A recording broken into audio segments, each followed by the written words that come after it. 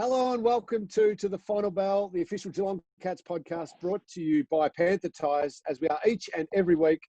Absolutely love the support of all the Cats sponsors, but in particular, we got a little bit of extra love for Panther Tyres because they support this podcast. But I know the CEO of the Cats, we had him on last week, just so happy with the number of sponsors, the number of members who've stuck with the Cats through this incredibly difficult time, and has led to the club being in a position that is so much stronger than what Cookie thought would be the case when COVID-19 first hit. So huge thanks to all the Cat sponsors and members out there.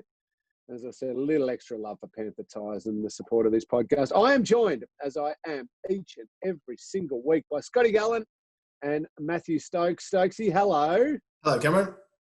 Scotland, lovely to see you. You're just kicking back nicely. You've got the bright orange just hoodie on. What's that one? Holland. Is that Holland, yeah, a bit of Holland. Support my Luke Dell houses.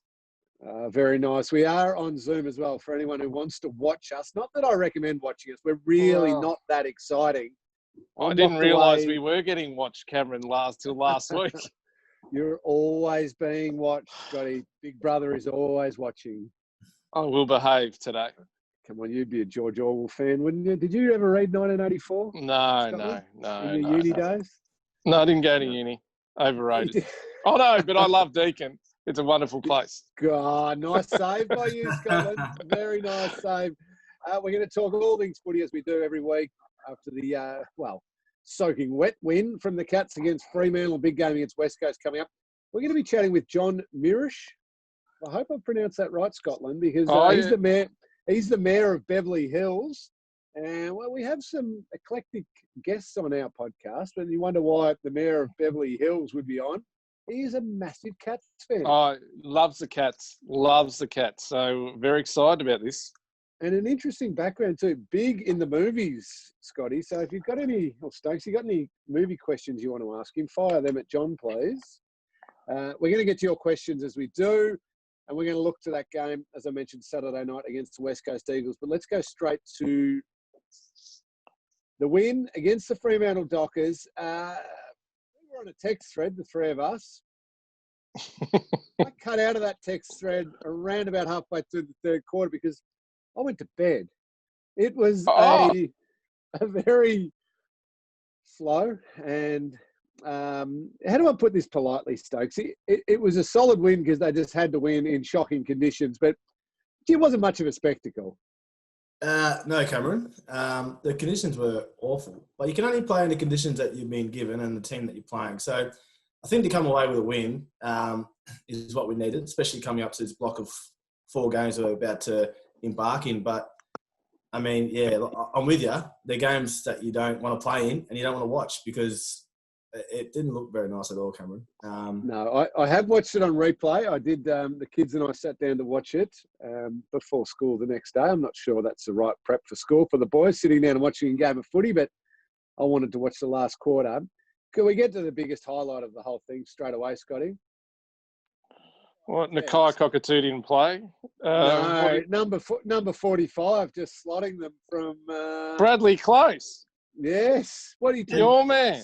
And then, seconds. Oh, come on! Proud, missing a goal in the goal square. I've missed a goal in the goal square. So I'm not throwing dirt out there. I'm just saying that number 45's cursed in the goal square. That is fair. It was an incredible moment. First of all, slotting his first, and the boys got around him. But yeah, there were a couple of bad misses, but it wasn't. Yeah, it was quite funny when the number 45 was missing from the goal square. The one I'm worried about is Collar. Hasn't kicked a goal in his career. Gets the 50, which really wasn't there. I mean, it didn't seem to be there. Gets gifted a 50. There's your first goal, Collar. Nail it. And he shanked it. So that was game, I think, 98. And he's kicked 7 behinds, 25 metres out. You see Harry was rubbing the ball. Like, they were all on it. Everyone was in on it. Here you go, Collar. And he just stabbed at it. He may never kick a goal. Collar, you know that 50-metre mark? Stay out of there, mate. Get back in the fence. Get back there with Harry. Get that. Well, not blitz this last week. But get back there with Tommy Stewart. Leave the forward line to the forwards, please. He's got to was get very one funny. at some stage, though. He cannot go his career with the big I reckon as a egg. teammate now, you just don't give it to him. You just continue it. Well, he leads the league. He's the most games without a goal. So he's making history. Even Dante kicked a goal, did he? Oh, he started as a forward. I forgot about that. Yeah, current players, he's leading the pack. Carter, the great Tilt Carter, did he kick one in his He must have. It's not. 50-odd game career? Somewhere along the line. How did you see the game? I thought Cam Guthrie continued his excellent form. Mitch Duncan slotted straight back in beautifully. Having those two through the middle of the ground seemed to be the difference. And Zachy Tui, I mean, him in the first half in the midfield. I mean, the bigger bodies around the stoppages. Cam Guthrie's hands and one take in the wet was sensational. I don't think I've seen someone as clean as he was with one-hand pickups in that type of weather. But yeah, the big bodies really were able to get a hold of Fremantle. I think, we didn't play a team full of stars. I think they were missing a lot of their players, as were we. So to do what we done in that first half, when we should have probably been up by probably 5 goals at, quarter time, I think it's an impressive win. But also too, it's a reminder that this season is something that we haven't seen before, and it's going to continue to throw obstacles at us. So if we can continue just to battle away, will go a long way for us having a good season. We've talked about Guthrie previously regarding his consistency. He used to throw in a game out of nowhere where it was like, wow, and then tail off a bit. He's, with Selwood, he's picked up the slack better than anyone. Jason Dunster was having fits about his ball handling in those conditions, and I don't know what they've done, but he's become very much a prime mover in this team. Yeah, I agree. Consistency is the word, isn't it, Scotty? Geelong fans, all of us have been pleading with him to turn a season in like this, where he's teased with, as you said, a monster game. You thought, oh, hang on a second, we've got Selwood, Dangerfield, Guthrie. He should be in that. Maybe not those two, but that sort of caliber when he plays the odd game, and it doesn't happen for a few weeks, and people get frustrated. This season, I'm going to look back at the best players, but I think would be in their best every single game so far this year. He's been excellent. Him and Sam Menegola have been very consistent the whole way through. I think it also shows too with Selzy out on the weekend. Danger had probably a quiet game for his standards, a very quiet game for his standards, to be honest. It was even more important for someone like Guthrie to be able to stay. Even Zachy too. I mean, his first, I think he had 18 possessions at half time. And when you got his use around the middle of the ground, being able to put deep in the foreline, it puts the opposition team under an enormous amount of pressure. The best thing for Reg, Scotty, is him moving off this podcast. I think maybe we were holding him back. He's found a new role, a high half forward, bit of mid. He's obsessed with trying to get a goal. He has more shots than anyone, than Tomahawk or anyone on the ground. But no, you mentioned that name, Scotty. We're going to get to that in a second. Congratulations to, I'm going to give a little shout out to a Freo player. Caleb Sarong got the NAB Rising Star nominee from this round. I thought he was very good for them. Geelong grammar boy, Scotty. He's a terrific kid. I wondered. I never heard of him. Fantastic kid. Really hard-working young man. So great kid. It's about the kid. Congratulations to him. Your kids getting a free education, mind you? Of course they. I should have negotiated that one, Stokesy. Don't play dumb, Cameron. Yeah, Cameron. Where's not that? Now, you mentioned Tomahawk. This is embarrassing for the AFL. Yes. Embarrassing. But he shouldn't be doing it, Scotland. Oh, look, yeah, well, we get all that, but there's 100 things each player does a game that shouldn't happen.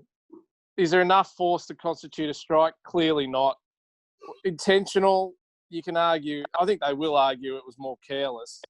Look, it didn't hurt the guy. Yes, it was silly. There was a guy hanging off him. He went to Tomahawk. Yeah, it's frustrating because he gets himself in these situations, but you got to weigh them up and say, should he miss a game of football for that? And we all say no. That's right. Are they arguing it? I think they will. Club challenging it? I think they'll probably go down try and say it wasn't intentional, it was more careless in that he he swung back and then looked. So it wasn't the look, then swing. Are if you that makes suggesting sense. to me, Scotland, that there's a lack of consistency in the MRO? Michael Christian, I mean, his job is difficult, but sometimes, I mean, sure, Burgoyne, lovely fella, Stokes, as we know, has been sling tackling about men every second day, and he gets fines. Every second day. It gets rule changes. Poor old Tomahawk throws back his elbow. I don't believe it really it may have got high shoulder, neck, with minimum contact, and they say it constitutes a strike. Come on, please. So you're not a subscriber to Tom needs to change. Tom needs to pull his head in. I agree. No doubt. I mean, he cost Geelong a spot in the grand final last year. Let's be frank about it. He plays in that prelim, they win. So he's got a lot of baggage in that area. But I just look at this incident on its own. He shouldn't miss a game of footy. Fair enough. Hopefully the club will challenge it. We will find out, no doubt, by the time this podcast goes to air. We will know whether the club is challenging, and hopefully there's a positive result there. Scotty, I need your help with some translating, coaches speak, press conference. Yes, chat. I'm an expert. Stokes' main man, Jackie Stephen, was managed on an 11-day break. I'm confused on this one. Just lay it out for us. Stokesy, I need your help on this. I don't know how you rest a bloke for 11-day break. Stokes not our translator here, Scotland. You are. Come on. Why? What's happened? Well, if he's got an injury, why don't we just say he's got an injury? Because otherwise, I'm struggling to figure out physically if it's just tightness or soreness. He'd be over it because of the break. With no Gary Ablett, surely there's a role there. There was 6 changes, and he wasn't. I don't know, and I don't think Chris Scott was sort of giving us an in or an out about what's going on either. I'm just a bit confused. I get the impression Scotty's made a conscious decision to hold his cards very close to his chest. Even the Luke Dalhouse injury, I read the comment, well, I'm not prepared to go into that anymore. No, that's not good. That's a heel. Darcy Ford, our man, who we created on this podcast, yes. That's a big out. I mean, because Reece Stanley doesn't look like he's ready. So Asava had to go in the ruck and battled away. But it's the Fort, those 2 injuries, which just sort of popped up from nowhere a bit, are going to hurt Geelong. Well, Asava and Blitzarves, we assume, share the ruck. So no Stanley, Josh Jenkins not going to be right. That robs, and I don't want Blitzarves to go into the ruck. Or maybe it's just Asava with the odd little chop out. But Blitzarves on fire, Josh Kennedy, and that potent West Coast attack.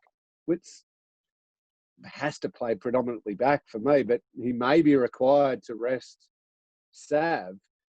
It's bad timing for Darcy Fort from a team perspective, but from an individual, he has fought so hard to get his opportunity. He got it round 1, then got it taken away from him, then got it back and has grabbed a hold of it.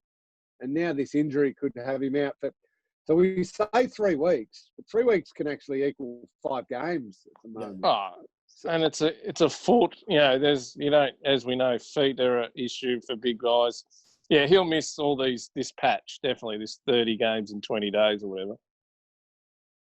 So no Luke Dalhouse back. We don't know what's going on with Stokes' mate Jackie Boy. Stokes' man. Yep. What are the changes? What happens here? Is there ins, outs? Come on, Stokesy. Is he? Nicola. You got to play him. You got to play him. You've got to. I think that we are lacking something dangerous in the forward line. I think we're getting it down there enough that we need to be able to create some excitement down there in some way, shape or form. And I think Nakai fits that bill. Against West Coast, where they move the ball really quickly, they've got Shannon Hearn coming off the back line. And they do have, Dugan is pretty good there, back there as well. We need someone in there to be able to hold them accountable and be able to create opportunities. And I think that's our Achilles heel at the moment. I think we, with Lockie Henderson looked pretty good the old fella coming in and really being able to communicate off the back line with Harry Taylor. Those two guys in that first half really was able to shape our defence. But that's not going to happen against West Coast. No, can I jump in there and say you're absolutely right. On a fast track, West Coast Eagles midfield flying around with that forward line and not that rain that we had the other night. That's a completely different ball game. Absolutely. I mean, you look at their forward line. They have dangerous players everywhere. You got Darling, you got Kennedy, you've got Ryan, you've got Cripps. I mean, they're all capable of kicking 3 or 4 goals a game. Oscar Allen's their new gun. He kicked 3 last week. He's been good this year. So then you have the midfielders who can kick forward. You've got Tim Kelly, who I hope they just really clamp down and smash him this week. He's built up a bit of form, Stokesy. Hey? He's built up a bit of form over the last couple of weeks after a quiet start. I mean, I think he's obviously we're going to see it firsthand this week, what we're missing out on. But I'm one of those guys that, I love TK. He's a brother boy. But if you leave our club the first time we play, you make their life hell. You smash him. Every chance you get, you hit him.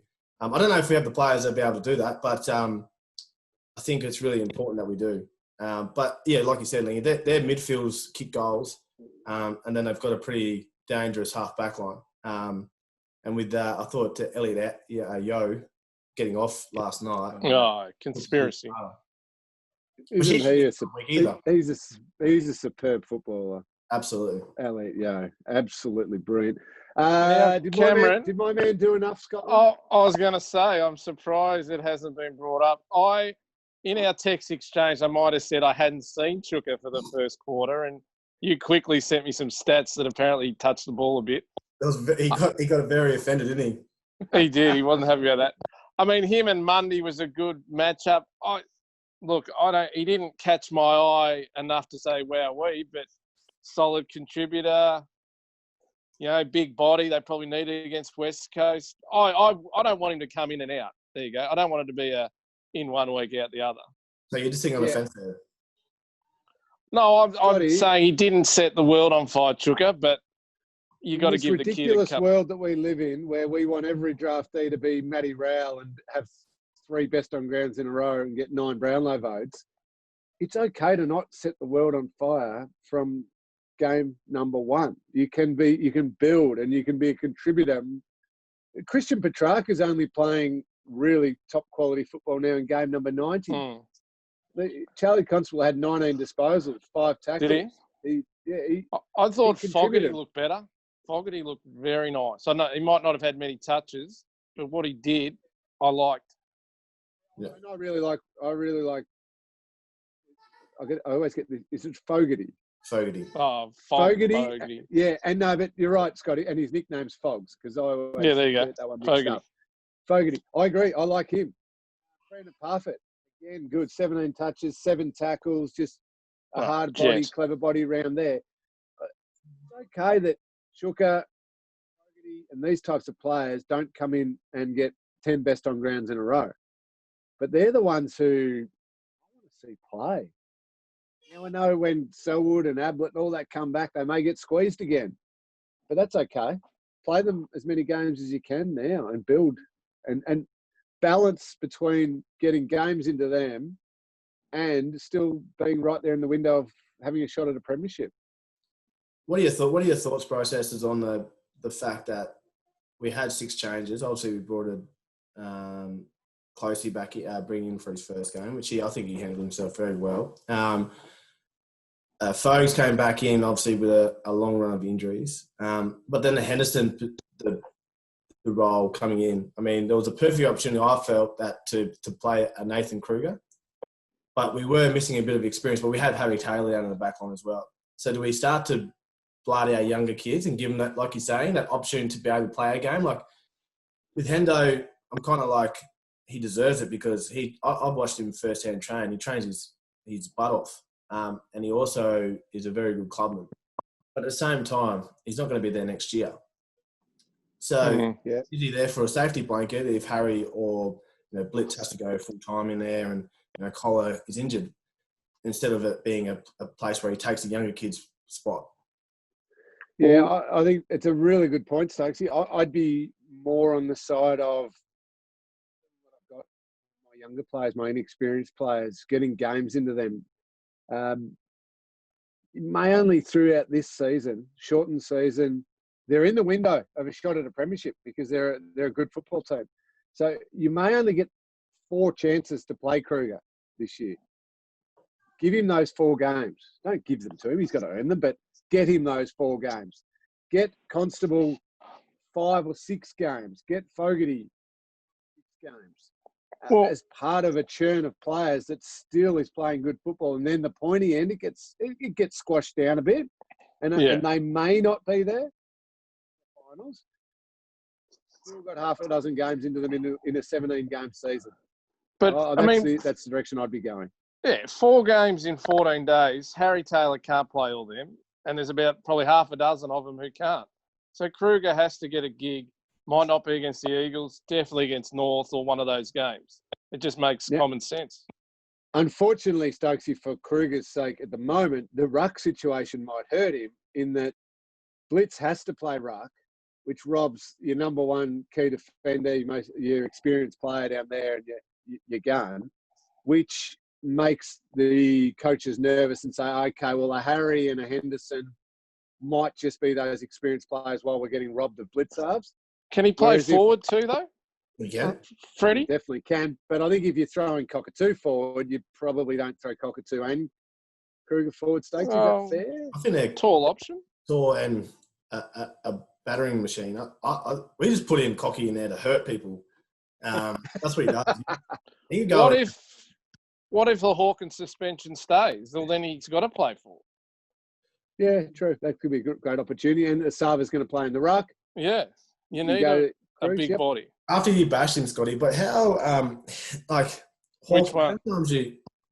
Sometimes you get carried away. Not you, but we get carried away thinking of him in the goals. But his skill level for a big man in the wet conditions to still be able to kick 3, I think. Yes. I think sometimes we wait till they're gone to really admire sometimes our players, and I think Hawkey's one of them. I think, and it's not a love fest, and I love to whack him a couple of times as well, but to watch him in the wet and command that and effort after effort, he's 32, and to the snap in that wet conditions really shows how skillful that. Yeah. He's after the resumption, his first couple of games back wasn't his fault. Didn't get into it, but his last month or whatever it's been phenomenal. He's the All-Australian full forward right now. Yep. We've got that meeting later today, Scotland. I'll bring that one up for you. Hey, Scotty, Cameron. We've got to take a break just before we do. The support of GMHBA as well. It's important to stay healthy while staying at home. That's why GMHBA have partnered with Kizo. If you're a GMHBA member with extras cover, you can access telehealth or in-centre physio from the team at Kiza with no out-of-pocket expenses up to your annual limits until September 30. Waiting periods and sub-limits apply. Search GMHBA Kiza for details and stay healthier at home. We will talk more footy later on. We've got some fans' questions I want to fire at both of you and at myself. But coming up next is the Mayor of Beverly Hills. Welcome back. You're with us on to the final bell. It's great to have you listening at the moment. Brought to you by Panther Tyres. We appreciate all of their support. As I mentioned right at the start, we've had a range of guests on our podcast over this season and the previous couple of seasons. And one thing I didn't think I'd be saying was we've got the Mayor of Beverly Hills. But it turns out the Mayor of Beverly Hills, John Mirisch, is a big Geelong Cats fan. I don't know how, but we're going to find out in a second. John, welcome to you. Well, thank you. And just to clarify, we have a weird system here. I'm on the city council. I'm just a garden variety council member. We rotate. I finished my 1-year term as mayor a few months ago. So, but that being said, I'm not just a GFC fan. I'm a member and a proud member, and my 2 boys are members. And that's one of the things I love is you're not just barracking for a team. You're actually a part of it. And I think that's a wonderful thing that you have in Australia. It's you've done the smart thing. You've wiped your hands of being the mayor, and now you just sort of kick back and you can enjoy things a little bit. Thank you for your support for the club and for becoming a member. You got to tell us all, how did it come about? Where did you discover footy? Well, that's a good question. I probably discovered it the first time my brother, who was in the film business, made a couple of movies down under. He worked on the first Matrix, and so I would visit him. I was living in Europe and Sweden at the time, and it was just very interesting to follow footy a little bit. It seemed very Australian, but actually I didn't really get into it until I moved back to the U.S., and this was over 10 years ago, and then it was available online. And I worked at IMAX, and we had an Australian colleague who told me this was before 2007, so there was still the drought from '63. Told me the whole story about the Cats, and everything sort of fell into place. And it was just the colors, the fact that Geelong is not this massive, huge city. It's a small community. I'm very much community oriented. I consider myself a communitarian, and the rich history. I mean, it's wonderful. It reminds me in many ways of my favorite American sport, which you might think is odd, which is baseball. And there's a whole history. And that being said, I think the closest you have in American sports to Geelong would be the Green Bay Packers, because Green Bay is a community of only 100,000 people. There is no other city of that size that has a major sports team in America. And it's the only American professional sports team that is actually owned by the fans. Other than that, sports teams are owned by billionaires. And it's not the same. So anyway, there were so many reasons why, and I've been a member for 10 years now, and the one little difficult thing sometimes is getting up at 3 a.m. our time to watch the games, but I have to tell you, it was worth it for the Freo game. Hey John, you really went over it really quickly that your brother was working on the Matrix film. Is that correct? That was nothing. Let's talk about a little bit of your history, not only in the music, in the movie world. And is it Paramount? So yes, I worked for many years. I worked for a company called UIP, which existed in Australia. It's Universal and Paramount. I was in film distribution. And when I moved back to the US, I started out working for IMAX and then for Paramount. But I have been working in local government, pretty much devoting myself to that exclusively for the last 5 years. But my background is indeed film distribution, not the production side. That's my brother. He's still producing movies, works on mainly the post-production side. And by the way, he's married to an Aussie girl who he met on one of his shoots. Now, John, being mayor of Beverly Hills, do you have the grumpy movie stars wanting to put an extra pool in, or do they want the mayor's help with some things that unusual type things? We sometimes do. People will, anybody, and we encourage anyone to call, not just movie stars or Hollywood people. If there's a problem, we have it generally a pretty good, well-run city. People have called because they wanted their alleys repaved and that sort of thing. And we try and be very, very accommodating to our residents. For the most part, people are very respectful, and, but it is interesting. Now, I know there's a Beverly Hills in Australia. I've actually been there outside of Sydney. It's a little different. But we look at ourselves as a small town too. And that's one of the reasons that I love Geelong so much. It's not just the footy club, but the community.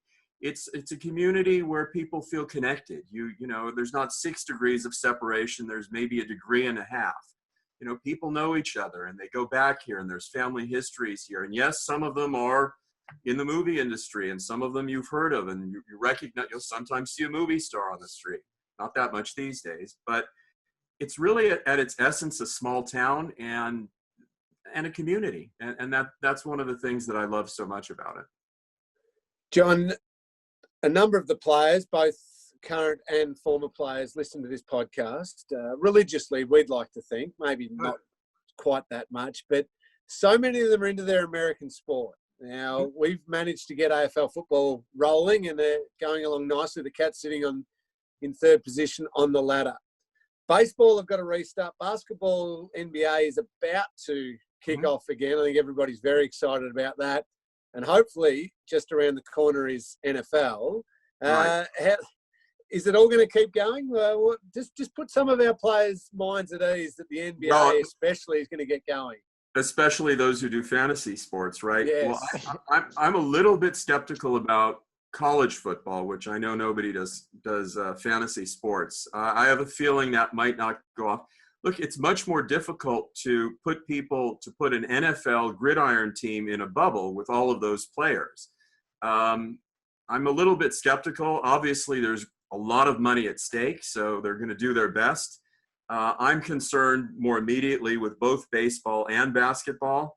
I hope baseball, we talked about that drought that Geelong hadn't won from 63 to 2007. Well, the Dodgers, and thank you, Stokesy, for wearing a Dodgers cap in support of the team, haven't won since 1988. So we're kind of hoping this is the year. You may have, those of you who follow baseball, have seen we signed a player called Mookie Betts. Don't think he's any relation to Eddie, but you never know, to a 12-year deal for $365 million. And we're excited and hoping that this is the year where the drought is going to be broken. But in order for that to happen, you need to play. And, we just discussed briefly what happened with the Miami Marlins, that something like 12 players and 2 coaches have been infected. And they're going to have to figure out what they do, because baseball is not in a bubble the way that basketball is. And I don't know that they're using the same protocols as the AFL is. So let's keep our fingers crossed that continues. And basketball, it seems that the bubble is working. Now, I'm from LA. I like the Lakers, but I'm also a big Clippers fan. And I'm actually kind of hoping that the Clippers break their drought. In fact, they've never won an NBA championship. It's a little distressing when you see that some of our best players like Lou Williams broke quarantine to go to a strip joint. And he didn't go to a strip job, Johnny. He went to get chicken wings. And I've heard they're the best chicken wings in America. Can you tell me if this is true or not? I've never been to that place in Atlanta. I can tell you if I go for wings here, that's not where I'm going to be going. But anyway, you don't want to crown a champion in a sport by, it being the team that has the fewest infected players. And so hopefully it doesn't come down to that. And hopefully the same will be the case in footy. Basketball, they're only playing 8 games, seeding games, and then they'll go straight to the playoffs, and that should be exciting. Usually there is a very big home ground advantage in basketball. It's more in basketball than I think in any other sport, maybe except for gridiron. And of course, you're not going to have that.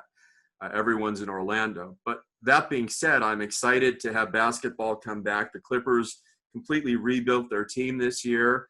And, we've got Kawhi, Paul George, and Lou, who is great. And Montrez was out. Let's see. I mean, that's this Thursday, and it's the Lakers against the Clippers, and that should be a good one.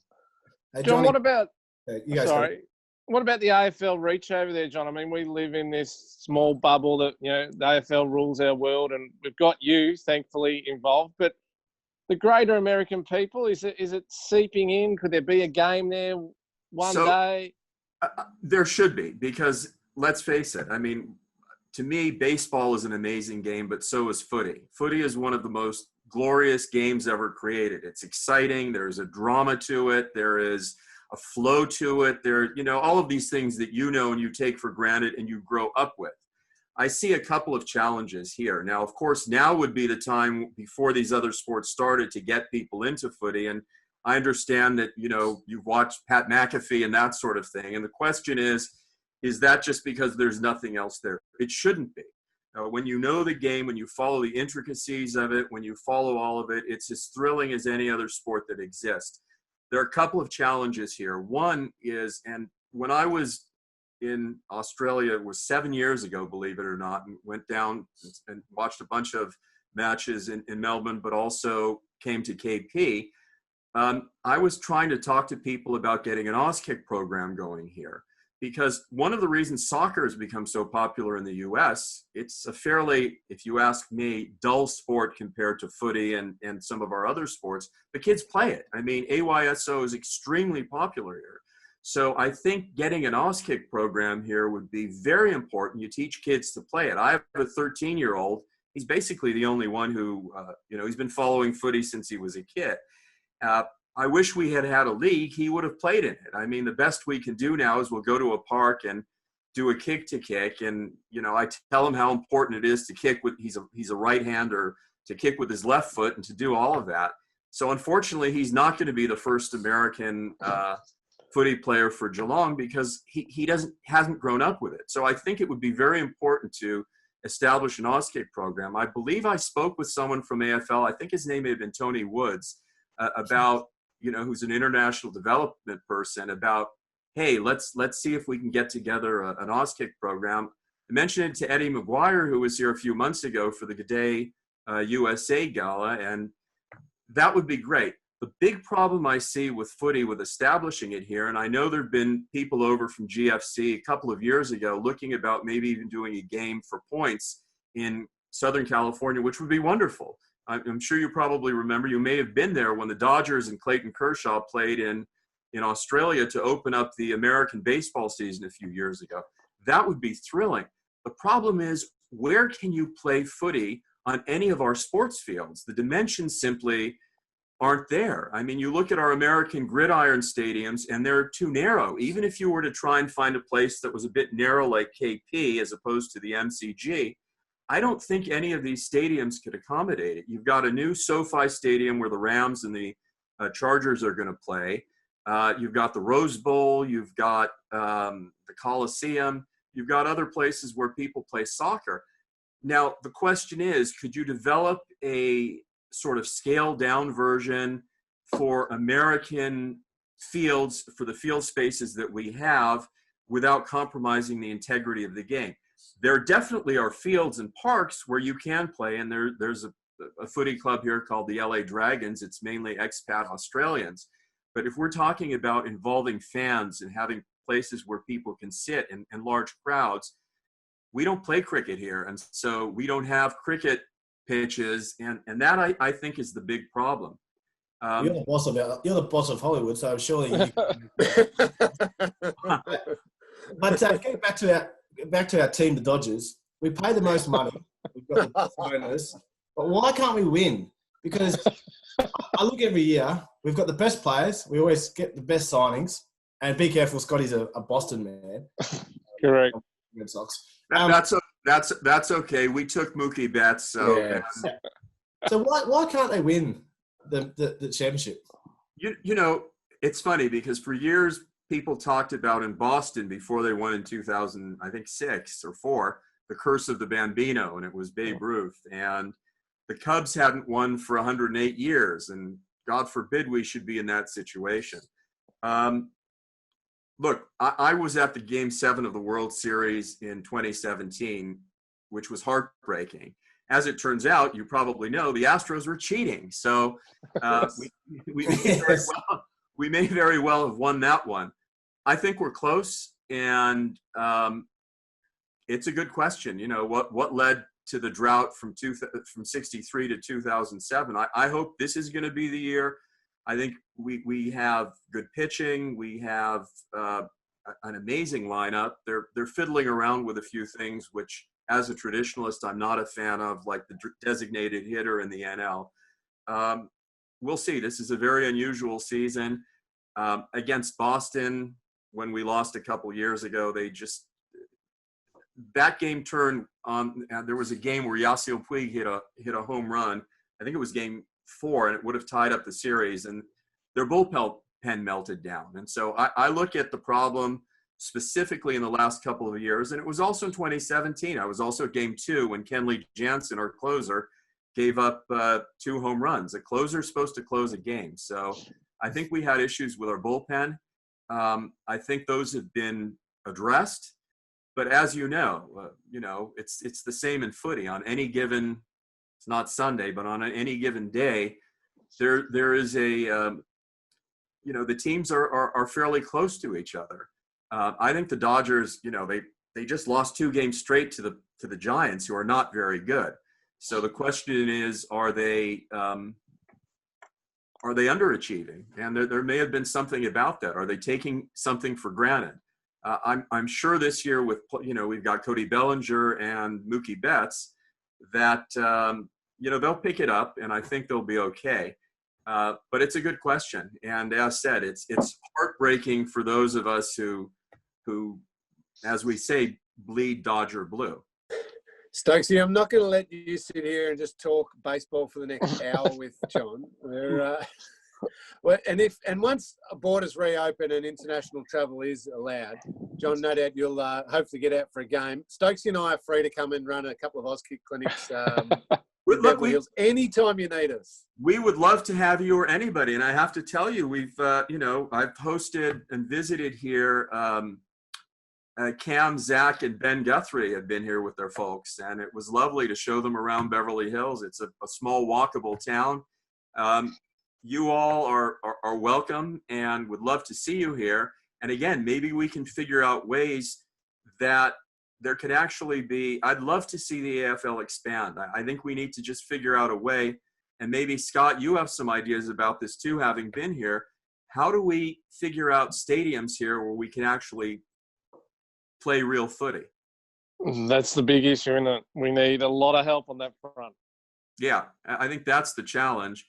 And, but there's no, Americans like Australia, like Australians love sports. And there's no reason we shouldn't love footy. As I said, it's just an amazing, thrilling game with a drama, with a flow to it. The thing that I love so much about footy as well is it's the Australian game, the way that baseball is the American game. The other codes that you play were invented in England or wherever else. That's, I like to say our game, but that's your game. Footy is your game. And it really represents in many ways the Australian spirit. It's democratic. It has in it, it's infused with this notion of the fair go. Like baseball, you don't have to be a superhuman size the way you do to play basketball or American football.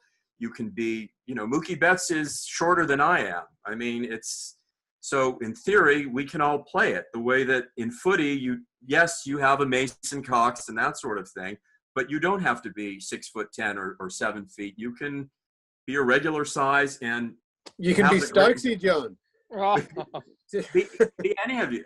So anyway, so that's one of the wonderful things I think about footy. It's truly Australian, and as someone who is I guess you call it an Australophile or somebody who loves Australia, it's a community that allows you to connect with Australia. The American French historian and sociologist Jacques Barzun once said that if you want to understand America, you got to learn baseball. And in many ways, I feel if you want to truly understand Australia, you have to learn footy. And John, one last one from me. This current Cats team, who's your favourite player? Current Cats team? Yep. Well, look, I love there are many players that I love, but I'll answer it in this way. So I have two boys. I have one who's just turning 2 years old, and my other son Vinny, who was with me 7 years ago in Australia. He was 6 at the time. We got a chance to go down to KP and go in the rooms and all of that. And since he's been a little kid, when I tell him good night stories, they always start with there's a knock at the door, and it's always Joel Selwood. So Joel Selwood has led him through adventures that everything from sports adventures to, being a superhero, beating down evil developers who were trying to destroy the city. So I'm hoping to start with my 2-year-old. He's getting to the age where he gets good night stories, and they're also going to be with Joel Selwood. There's Joel Selwood, who we met when we were down there 7 years ago, and his family. He's just such a wonderful role model. He's in so many ways. So, the whole team is wonderful. Anyone who puts on the blue and white hoops is all right in my book. But come on, Joel Selwood is a legend. Well, John, I can assure you that Joel can do all those things. He's a superhero. You know what? We need him here now because there's some developers who want to do some things that are not very nice in our city. So please send him over. Well, you can have him just after they win the Premiership this year. After Grand Final day, you can have Joel. Can I tell you, there would be nothing more thrilling than winning another Premiership. It's been 10 years. That to me is long enough. I hope we can establish a dynasty. I love the way that they try and mix in the young players. It's, as I said, for me, it's worth it getting up at 3 a.m. or whenever most of the matches are. And I really hope that, I know it's an important one against West Coast. We need to reestablish ourselves. The Collingwood loss was, especially since it was Collingwood, was a little bit tough. And hopefully we'll be able to, Freo was great, but hopefully we can win against West Coast. I agree. Appreciate all the support you have for the Cats and also for your time today. Great to have a chat.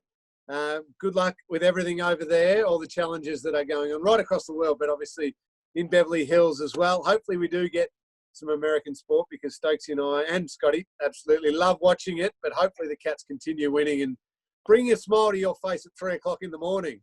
Well, thank you. Look, any chance to talk about footy is for me is a good time. I really appreciate it. There are not a lot of people I can talk about it here, but I love talking about American sports too. So anytime, and go Cats.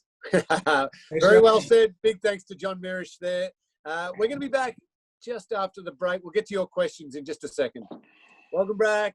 Well, we've had a chat with the Mayor of Beverly Hills. We've done it all now on the podcast, but we're going to get to the fans' questions in just a sec. But just mention our support of Deakin University. Digital is in Deakin University's DNA with 40 years of experience in distance and online learning. Discover why they're the #1 Australian public university for overall educational experience. Premium, proven, love. Study online at Deakin.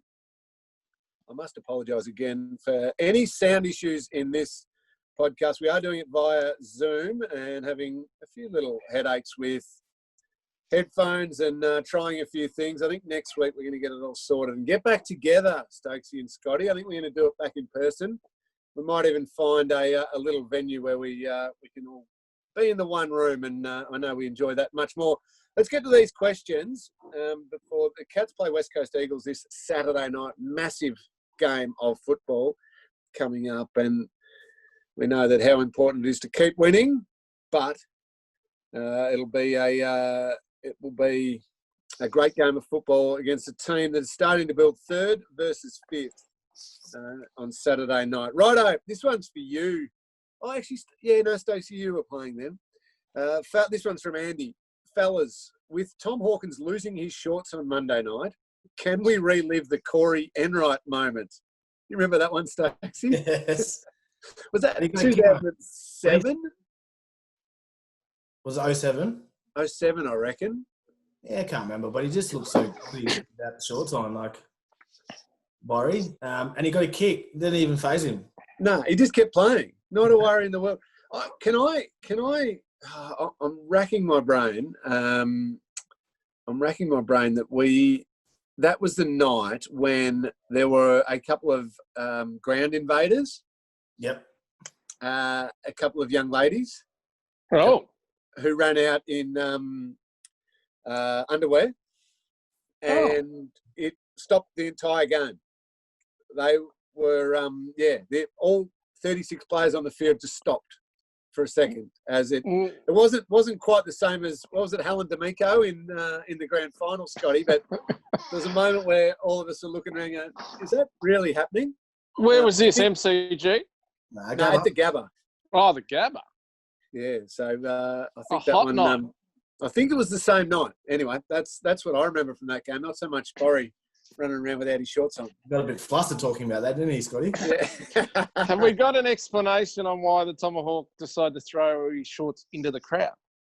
Well, now that we've got all these regulations and cut players actually have to do their own washing, and Hawkey's like, I ain't washing these shorts, so he just...